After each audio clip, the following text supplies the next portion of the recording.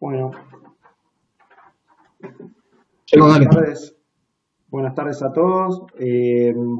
Vamos a empezar entonces con el curso de macro modalidad online, directamente con la primer clase. Bienvenidos. Es la parte introductoria de macroeconomía. Esta primer clase no la vamos a hacer con filminas ni presentación. Tengo algunos apuntes como para ir guiándome, que es más bien del punto de vista introductorio. Así que lo estamos haciendo más interactivo con todos los integrantes de la cátedra para que también puedan aportar y eventualmente aclarar cosas que voy explicando y hacer acotaciones y preguntas, así vamos haciendo más rica la interacción. La idea después es semana a semana en el horario que vamos a estar conectados, que va a ser el de clase, poder hacer consultas, dudas y bueno, hacer más interactiva esta clase que ya la van a tener previamente vista justamente con el material que vamos a estar subiendo ahí al canal de YouTube y va a estar el link en la página de la materia o en el aula virtual, que es lo que vamos a usar. Así que bueno, la parte inicial de macro lo que vamos a ver entonces es primero entender un poco qué es lo que vamos a hacer en el curso, y finalmente, lo que vamos a terminar introduciendo es justamente los conceptos generales de macro. Así que bueno, arrancamos. Primer cosa, lo que vamos a ver acá en macro es justamente una visión de la economía a nivel de lo que serían los países, comunidades básicas de lo que sería el análisis de estudios, ¿sí?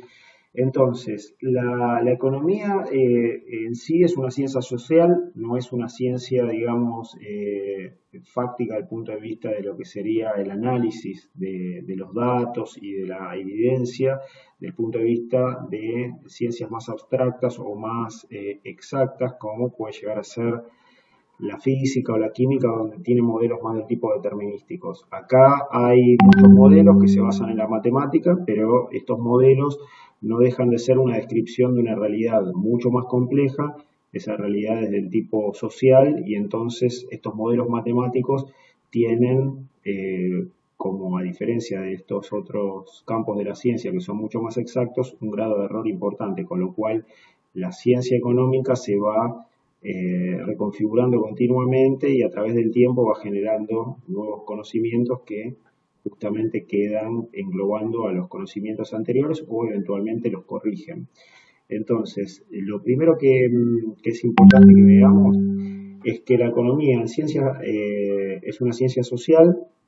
Esta ciencia social habla de los recursos que son escasos y podemos hacer una primera distinción entre lo que ustedes vieron en el curso previo de microeconomía, donde se ve la economía desde el punto de vista de lo que sería la unidad de estudio, la empresa, y en este caso, como les decía anteriormente, se trata de la unidad de estudio de lo que sería el país. Entonces, en microeconomía hablábamos de unidades de estudio a nivel empresa, donde se determinaban, digamos, las decisiones de producción, las decisiones de oferta y de demanda a nivel de la empresa en un mercado que puede ser, ya lo habrán visto, desde el punto de vista monopólico, oligopólico, competitivo. Acá lo que hacemos es estudiar, como les vuelvo a repetir, la economía a nivel de país. Para eso lo que hablamos es de variables agregadas. Entonces, ¿qué estudia la macroeconomía? Estudia variables agregadas donde la unidad de estudio es a nivel país y en esas funciones agregadas, que van a ser la demanda y la oferta, pero en este caso agregadas, hablamos de niveles de precios. En líneas generales, en la macroeconomía vemos grandes variables a nivel de lo que sería la economía de un país y las más importantes surgen de lo que serían los mercados que funcionan a nivel agregado en la economía de un país, que esos son los mercados de trabajo, los mercados de bienes y servicios y los mercados monetarios o de dinero. Entonces, para ir entendiendo un poco el contexto en el cual vemos la parte de macroeconomía, podemos decir que vemos las variables agregadas a nivel país en mercados agregados que los vamos a clasificar justamente en función de las unidades económicas que componen a esos mercados. Las variables más importantes en macroeconomía son el nivel de riqueza de un país o el nivel de producción de insumos o de bienes finales de un país. En este caso sería el PBI, el Producto Bruto Interno, que lo vamos a ver en detalle. Temas de tasas de interés, que vendrían a ser el costo del dinero. Y también temas de desempleo, o sea, el nivel de desempleo de un país, que es una variable económica fundamental, así como también el tipo de cambio, la cantidad de dinero, los niveles de precios. Es importante notar también que hablamos de niveles de precios y no de un precio puntual, porque los mercados, al estar agregados, tendríamos la noción de que estamos hablando de un precio promedio, pero ese precio promedio no existe como tal, sino que se habla de justamente un nivel de precios. ¿Cómo llegamos al nacimiento de la macroeconomía? Llegamos a través de la evolución de la teoría económica a lo largo de todo lo que serían los últimos años de la modernidad y los tiempos contemporáneos. O sea, se puede hablar, digamos, de que la economía como una ciencia empezó hace muchísimos años con el nacimiento de la moneda y de los estados más recientemente. Pero desde el punto de vista de lo que sería la macro en sí, con el advenimiento del capitalismo, digamos, la teoría de lo que es el capitalismo que surgió con Adam Smith, ahí se empieza a pensar, digamos, difusamente de lo que sería el nacimiento de la macroeconomía. En algún momento puntual se genera lo que se llama la crisis de los años 30, donde el sistema capitalismo entra en colapso, y ahí es donde tiene, digamos, un montón de, yo diría, de cabida y ideas que están dadas por un economista inglés, que es Keynes, y surge, digamos, mayor preponderancia de lo que conocemos después como macroeconomía, que son originalmente escuelas de pensamiento económico. Todo esto, para poder interpretarlo, tenemos que verlo dentro del contexto de la época y el contexto mundial. O sea, como sistema de organización de la producción de las sociedades y todo, hablamos de que tenemos sistemas capitalistas donde básicamente en estas economías que serían de mercado se termina reconociendo la propiedad del capital, y también hay división de poderes, existe básicamente un sistema de decisiones que son descentralizadas y mercados del tipo competitivo. Como contraposición a eso, aparece también como un sistema alternativo lo que sería el sistema más socialista o comunista, que, digamos, surge a partir de los escritos de Marx alrededor de 1850 como un contramovimiento a los pasos iniciales del capitalismo, donde con el advenimiento de la primera revolución industrial surge, digamos, el capital como fuente de creación de riqueza a través del progreso tecnológico, y básicamente eso hace que haya abusos en el sistema original capitalista, y por eso el movimiento marxista o comunista sería como un contramovimiento de eso, que la gran diferencia que tiene es que las decisiones están centralizadas y no hay propiedad sobre el capital, o sea, la única propiedad del capital la tiene el Estado. Y bueno, ese sistema es un sistema que se puso en práctica en la Unión Soviética, y actualmente podemos hablar después de China, pero básicamente fue en Rusia con la revolución, donde después de la caída del muro de Berlín en 1989, 1990, ahí se da por cerrado el círculo, digamos, de lo que sería el sistema comunista con su auge, y vuelve, digamos, a ver como una especie de triunfo el capitalismo, aunque en realidad las economías modernas no son puramente capitalistas, justamente por los excesos que se produjeron en la Inglaterra victoriana, y luego también cuando no existe regulación, digamos, de los estados, y se empieza a trabajar desde el punto de vista de la macroeconomía con sistemas mixtos, que son economías de mercado, donde se hace, digamos, el reconocimiento de lo que serían los derechos de propiedad individuales, los mercados, digamos, de competencia, y las decisiones descentralizadas, pero con una regulación del Estado. Entonces se habla de sistemas mixtos o de economías que son capitalistas, pero con intervención del Estado. Y esos son la mayoría de los sistemas modernos de lo que serían, digamos, la organización de las economías de los países, donde tenemos distintos grados de niveles de intervención del Estado, donde existen estados más liberales y estados, digamos, serían más interventores o de corte más socialista. O sea, puede estar en un extremo los países más sajones, por ejemplo, Inglaterra, Australia, el propio Estados Unidos; del otro lado, países más al estilo de Francia, por ejemplo, donde existe, digamos, más regulación o más intervención del Estado; y después el caso puntual y particular de China, que es un Estado que surgió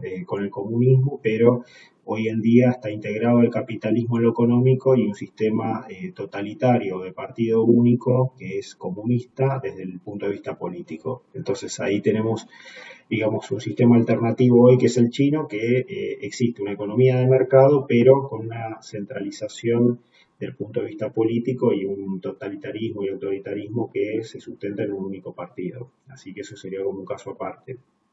Desde el punto de vista de la macroeconomía, entonces, volviendo a lo que vamos a estudiar, van a ser las grandes variables del país, el nivel de producción, que está relacionado con el nivel de riqueza. Mientras más produce un país, tiene más bienes para repartir entre sus habitantes, y de eso hablamos entonces en el PBI: los niveles de tasa de interés, los niveles de eh, producción, ya les dije, desempleo, que es muy importante, el tipo de cambio cuando es una economía abierta, y las cantidades de dinero y tasas de interés.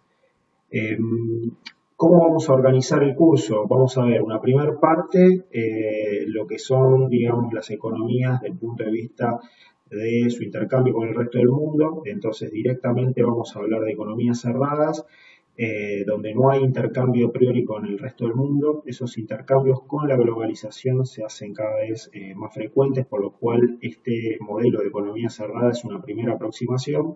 Y después, en la segunda parte del curso, vamos a hablar de la economía abierta.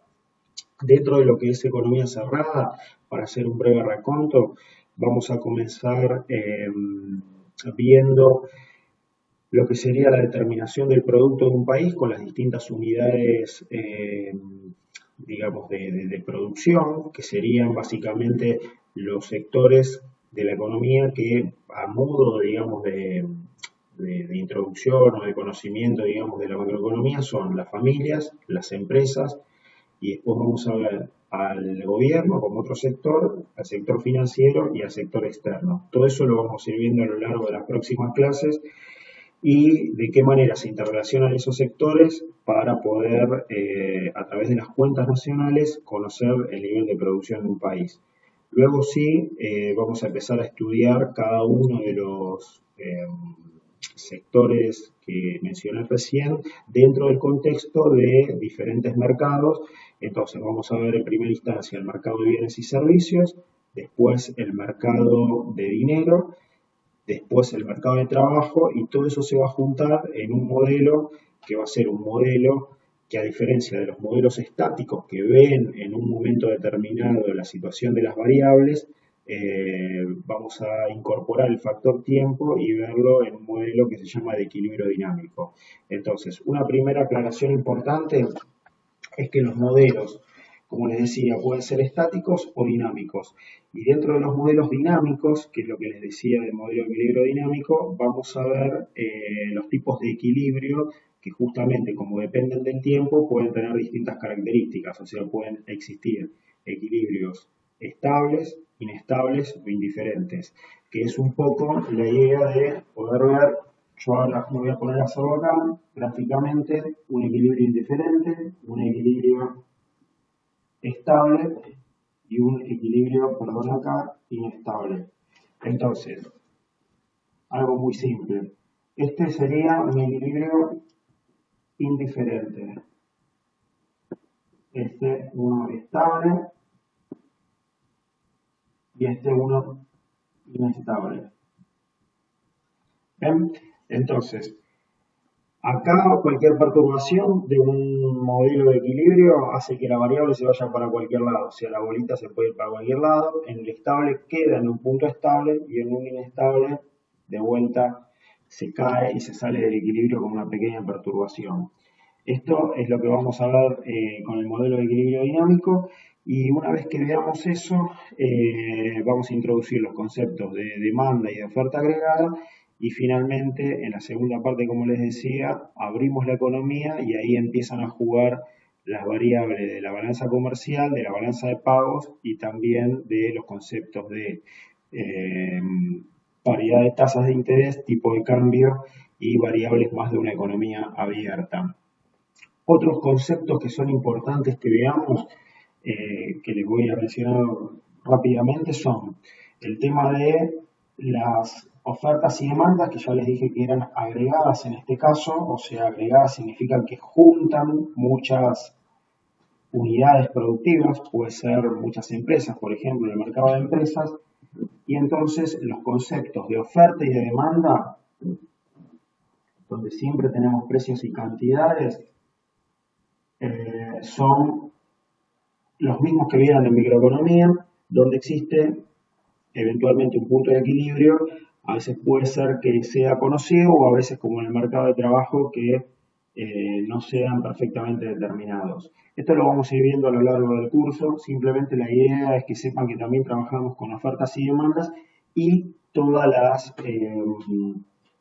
particularidades que ellas tienen. Los conceptos de elasticidad siguen existiendo, o sea, una variable inelástica es una variable que tiene poca variabilidad con la cantidad. En cambio, una variable muy elástica es una variable, ¿sí?, que tiene una pendiente bastante baja. O sea que los conceptos que vieron en micro se aplican acá en la macroeconomía. Otra cuestión más del punto de vista histórico, cuando les comentaba el tema de cómo es que comenzó la macroeconomía como una ciencia, eh, los conceptos de economía surgieron con Adam Smith, aquellos, digamos, de la economía más moderna, y a toda esa escuela se la llamaba escuela clásica. Justamente a partir de la crisis del 30 les comentaba con Keynes, que es un economista inglés, que era una persona que propuso, y después lo vamos a ver en más detalle, los medios para poder salir de la recesión de los años 30, hacer una expansión del gasto fiscal, lo cual era hasta ese momento totalmente prohibido, digamos, por la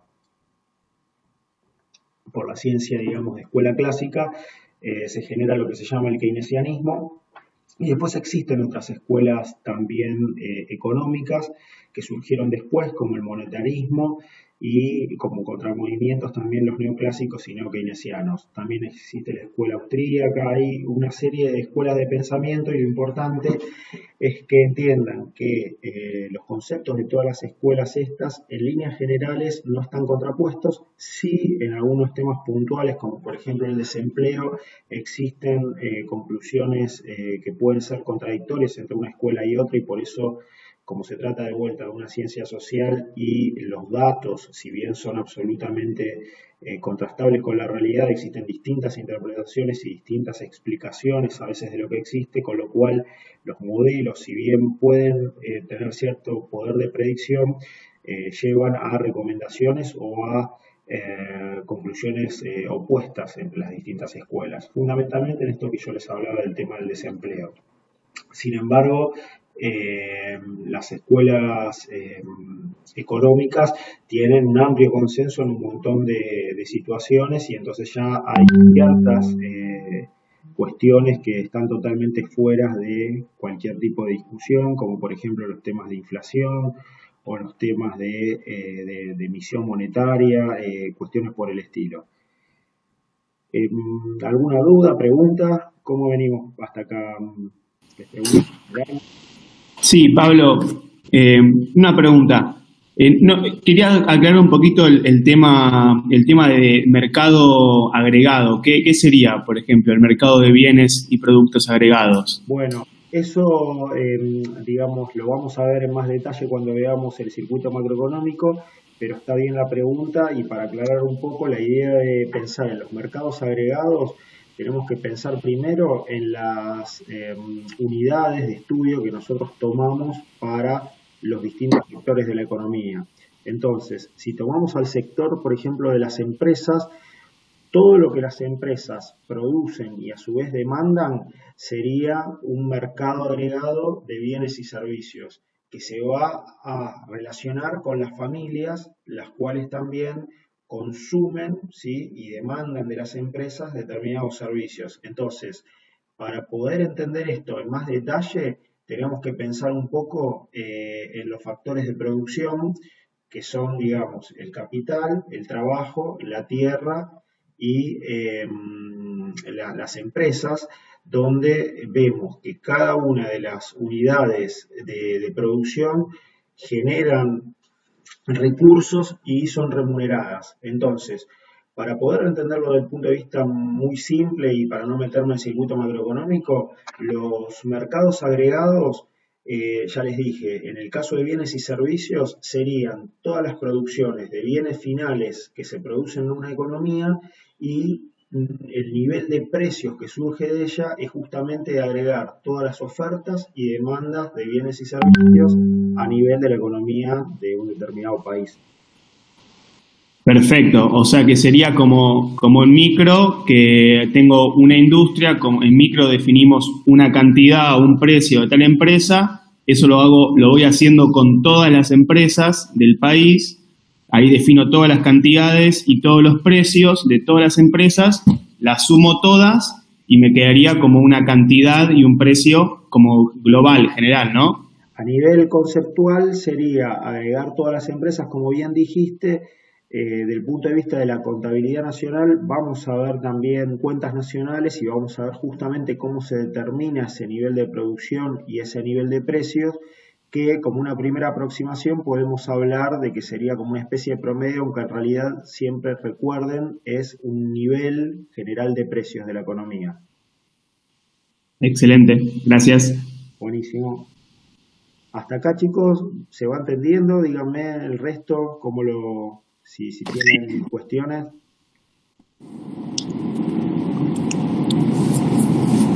Digo, Excelente, Pablo, excelente. Sí, muy bueno, claro.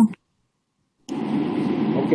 Después, cuestiones más generales ahora. O sea, por ejemplo, les hablé de modelos estáticos, modelos dinámicos. Otra cuestión importante es que existen las variables de flujo y las variables de stock, que es algo que tocamos en toda la materia. ¿Qué es una variable de stock? Es una variable en un determinado momento. Por ejemplo, podríamos hablar de el stock de capital, por ejemplo, que tiene un país determinado o está relacionado con la riqueza.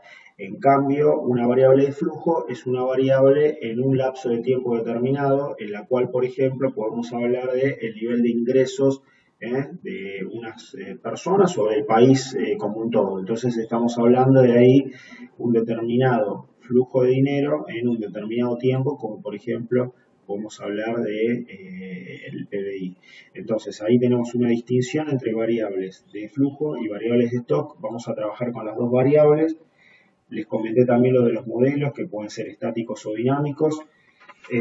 Después, otro tema que vamos a tratar en la materia van a ser las perturbaciones. Un poco la idea es construir modelos en base a supuestos que vamos a ir dando a través de las distintas clases y luego, una vez que vayamos construyendo los modelos, vamos a tratar de que esos modelos logren un determinado equilibrio y dado el punto de equilibrio vamos a aplicar perturbaciones sobre ese, digamos, estado, digamos, de equilibrio que ya dijimos que podía ser estable, inestable o indiferente, y esas perturbaciones, para hacerlo más simple, lo que vamos a hacer es aplicarlas ceteris paribus, o sea, tocando de a una variable a la vez para evitar de que no podamos tener claramente los efectos de determinadas perturbaciones. La economía claramente es mucho más compleja, a veces se dan varias perturbaciones a la vez, pero siempre el momento del análisis de las perturbaciones vemos que existe alguna que es dominante sobre el resto, por eso desde el punto de vista de la teórica lo que vamos a ver es perturbaciones ceteris paribus, o sea de a una a la vez. Otra cosa es entender los equilibrios, que eso también lo vamos a ver más adelante, pero Existen equilibrios que son ex post y otros que se llaman ex ante. Entonces, cuando uno plantea un equilibrio, el equilibrio ex post es el que se cumple, un equilibrio determinado, luego de terminado el ejercicio o el periodo de análisis en cuestión. Por ejemplo, en un año. Entonces vemos qué pasa si hay equilibrio al finalizar el ejercicio en cuestión. Ahí se habla de un equilibrio ex post, o sea, al final del año. Y hay análisis que hacemos donde se habla de equilibrios ex ante, o sea, se plantea un equilibrio en el punto de partida. Hoy puede parecer por ahí un poco engañoso, digamos, o poco comprensible estas distinciones, pero a medida que vayamos viendo los ejemplos, van a empezar a entender la diferencia con más detalle de esta clase de equilibrios. Otra cosa importante, que eso sí voy a necesitar también escribir acá, es el tema de justamente eh, ¿qué periodo de análisis vamos a tomar en la materia? Existen análisis que son de corto, mediano y largo plazo. Los equilibrios de corto plazo son equilibrios que se producen en periodos de tiempo chicos. ¿Qué son periodos de tiempo chicos? Depende también qué es lo que estemos analizando. O sea, cuando hablamos de corto plazo, podemos estar hablando de periodos de, por ejemplo, depende del país también, ¿no? Claramente Argentina, que es muy volátil, son periodos más cortos, pero digamos, normalmente se habla de periodos de 3 a 6 meses, en el mediano plazo se habla de periodos de 1 a 3 años y el largo plazo a partir de los 3 años, 5 y 10 años. Dentro de la economía, nosotros lo que tenemos es una economía que está más desarrollada para los periodos de largo plazo, donde se habla de lo que es la teoría de crecimiento, que lo vamos a ver al final del curso, y por otro lado, una economía más del corto y mediano plazo, que es la economía, digamos, de las fluctuaciones, básicamente. ¿Y cómo podemos hacer para entender esto? Bueno, por un lado, lo que vamos a ver es el concepto de frontera de posibilidades de producción, que es algo que básicamente lo podemos expresar en este grafiquito donde tenemos dos recursos y el hecho de producir más de un recurso hace que produzcas menos del otro. Esto se puede graficar en este caso con dos recursos, o sea, son simplemente dos ejes donde, ¿qué es lo que tenemos? El recurso X, el recurso Y para tener un output determinado y la relación entre ellos se ve justamente por esta frontera, que vendría a ser lo que se ve en investigaciones operativas a veces como la teoría de las restricciones, donde esto serían justamente las limitantes o condiciones de contorno, constraints o simplemente restricciones. Entonces, a medida que produzco más de una cosa, no produzco de la otra, y eso lo que hace es que para una determinada economía tengamos un output máximo que podemos, con los recursos disponibles, obtener como producción de esa economía. ¿Esto se entiende? Si tienen dudas de esto, díganme. No, no, perfecto. La pregunta sería entonces cómo se relaciona el crecimiento económico con la curva esta. Bueno, entonces la cuestión es la siguiente.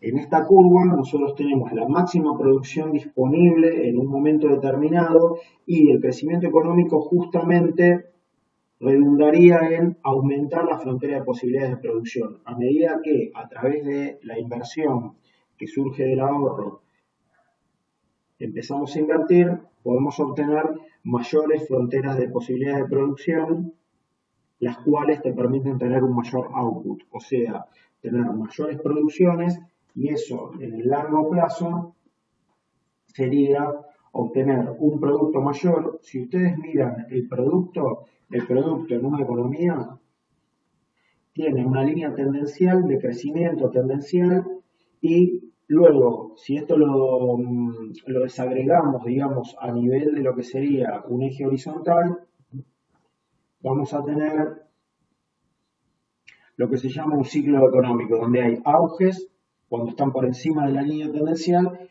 y por debajo de la línea tendencial recesiones.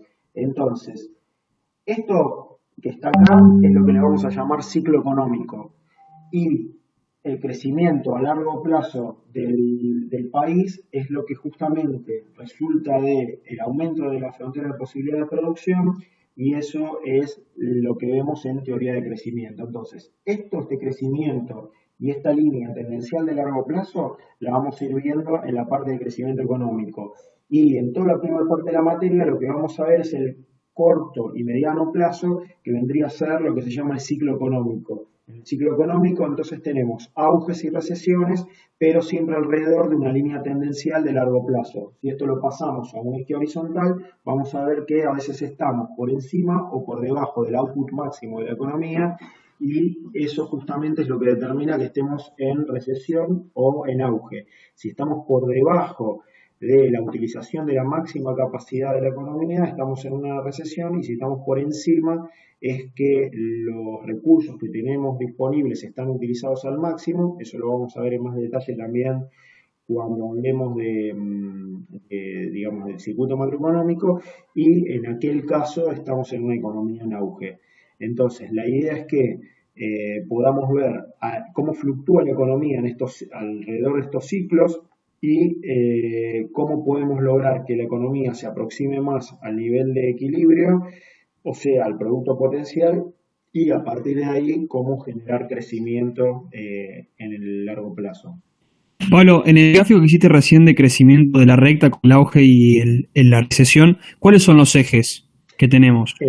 Porque acá lo que estamos haciendo es, en esto hemos visto los recursos, y en lo que vemos es el PBI, que es el nivel de la economía del país, o sea, toda la producción de bienes finales, que esto lo vamos a ver en detalle a lo largo del tiempo. Y acá lo que hacemos justamente es, a través del tiempo, la economía, que la vamos a medir el nivel de output en directamente unidades monetarias.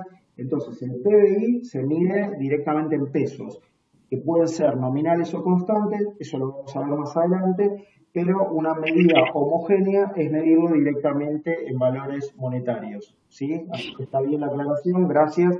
Es dinero y tiempo. Y una última pregunta, ¿qué tiene que ver el PBI con lo que sería el valor agregado, la demanda agregada que habíamos hablado antes? Bueno, en realidad eso también lo vamos a ver más adelante. A primera instancia, lo que podemos decir es que el PBI es el nivel, digamos, de ventas de productos finales, que después en la contabilidad nacional vamos a ver, digamos, diferentes maneras de poder medirlo. Pero justamente el output de la economía, que sería el PBI, con la economía en equilibrio, debería ser igual a todo lo que se demanda de esa economía, que son justamente los distintos sectores que demandan esa producción, y de acuerdo a la contabilidad nacional, los distintos sectores van a tener una participación dentro de esa demanda agregada. Entonces, las personas y las familias van a poder demandar consumo, las empresas, digamos, tendrán una demanda de inversión, y el gobierno una demanda de gasto. Entonces, el consumo, el gasto y la inversión van a determinar una economía cerrada justamente esta demanda agregada, que se va a igualar con el nivel de producción de toda la economía. Y eso es lo que vamos a empezar a ver en la clase próxima. Perfecto. Buenísimo. En líneas generales creo que con esto cubrimos, digamos, una pequeña aproximación, una primera idea de qué es lo que vamos a estar viendo en el curso, y ya a partir de la semana próxima vamos a ver justamente cómo se renuevan estos conceptos y cómo se integran dentro de lo que sería la remuneración de los factores de producción y los distintos sectores, para justamente comenzar a hablar del circuito macroeconómico y de la economía, de estas fluctuaciones del ciclo económico en el corto y mediano plazo. Creo que con esto cubrimos todo. Si me queda algo pendiente, háganmelo saber ahora, o algo que no hayan entendido. Bueno, vamos a ver si puedo cortar entonces. Bueno, Sí. ¿me estás ahí todavía? Sí, por supuesto. Generalmente los PBI tienen estacionalidades a lo largo del año. Es decir, hay periodos que es como que estarían por encima del promedio y otros por debajo del promedio. ¿Eso tiene algo que ver con los ciclos que planteabas vos? ¿O los periodos que estás tomando son más largos? Exacto, son más largos, espera. Ahora Espera que lo voy a